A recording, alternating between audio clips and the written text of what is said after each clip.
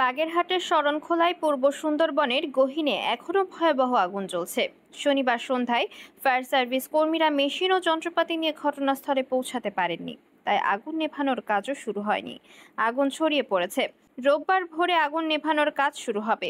জানা গেছে, সুন্দরবনের লতিফের ছিলা নামক জায়গায় আগুন লাগার খবর পাওয়া যায়। খবর পেয়ে সুন্দরবন পূর্ব বন বিভাগ কর্মকর্তা বনরক্ষী, মোরেলগঞ্জ উপজেলা নির্বাহী কর্মকর্তা তারেক সুলতান, মোরেলগঞ্জ সার্কেলের অতিরিক্ত পুলিশ সুপার সহ ফায়ার সার্ভিসের 2টি ইউনিট আমরবুনিয়া এলাকায় পৌঁছায়। তবে সন্ধ্যা হওয়ায় ফায়ার সার্ভিস কর্মীরা ফায়ার ফাইটিং এর মেশিন ও যন্ত্রপাতি নিয়ে ঘটনাস্থলে পৌঁছাতে পারেননি। ফায়ার সার্ভিস ও সিভিল ডিফেন্স স্টেশন মোংলার স্টেশন কর্মকর্তা মোহাম্মদ কাইমুজ্জামান বলেন, বন বিভাগের মাধ্যমে খবর পেয়ে মোরেলগঞ্জ ও মোংলা ফায়ার স্টেশনে 2টি ইউনিট আমরবুনিয়া এলাকায় পৌঁছেছে।